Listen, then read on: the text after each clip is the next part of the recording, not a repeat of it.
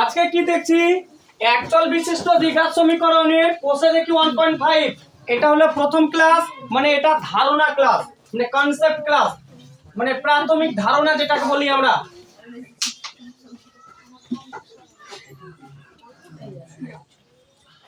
এই চ্যাপ্টারে আমরা কি আছে এই চ্যাপ্টারে যদি অঙ্ক করতে হয় তাকে আমাকে এই ধারণাগুলো আগে জানতে হবে।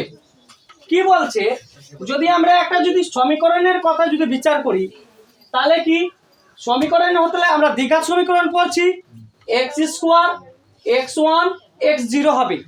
এবার x² এর সহগ হবে x1 এরও সহগ হবে x0 এরও সহগ হবে। আমাদের এখানে সহগ নিয়ে কাজ। এবার হচ্ছে কথাটা এই মিডিলের সহগ মানে b² কে -4a এবং c দিয়ে যদি গুণ করি যে রেজাল্টটা আসবে সেটা সমীকরণটা কি ধরনের কি প্রকৃতির সেটা আমরা বুঝতে পারবো। আর এই জন্য b² - 4ac কে বলা হয় নিরূপক। নিরূপক কথাটার অর্থ কি মানে এই সমীকরণটা কি কাজ করবে এই সমীকরণটা শূন্য থেকে বড় না শূন্য থেকে ছোট না শূন্যের সমান।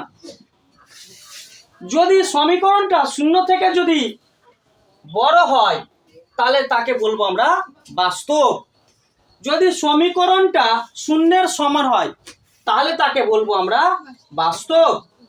আর যদি সমীকরণটা শূন্য থেকে যদি ছোট হয় তাহলে তাকে বলবো অবাস্তব বা কাল্পনিক। আবার বলছি শূন্য থেকে যদি সমীকরণটা বড় হয় তাহলে বলবো ওকে বাস্তব। যদি শূন্যের সমান হয় তাহলে বলবো বাস্তব।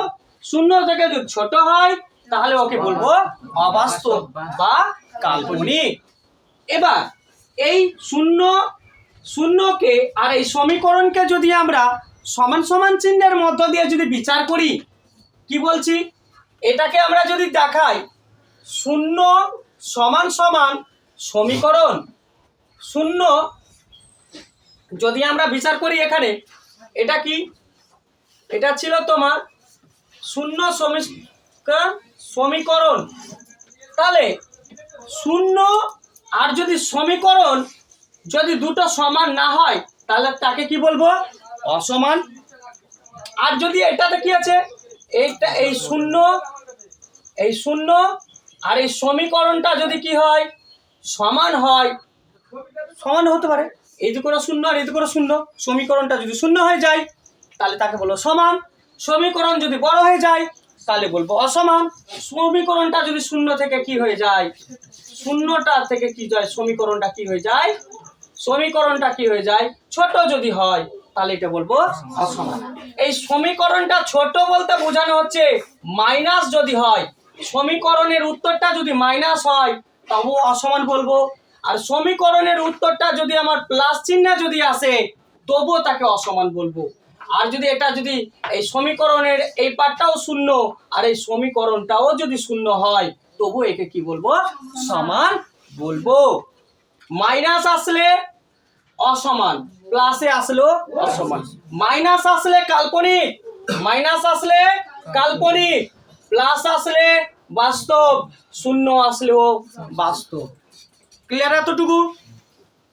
এবার হচ্ছে কথা বইয়ের ভাষায় যদি আমরা আসি কিছু কিছু টার্ম ব্যবহার করা হয়েছে যে স্যার বইয়ে আমাকে বলেছে বীজদ্বয়ের প্রকৃতি নির্ণয় করো মানে আমাকে বোঝাতে চাইছে যে নিরূপককে ক্যালকুলেশন করে উত্তর বের করো।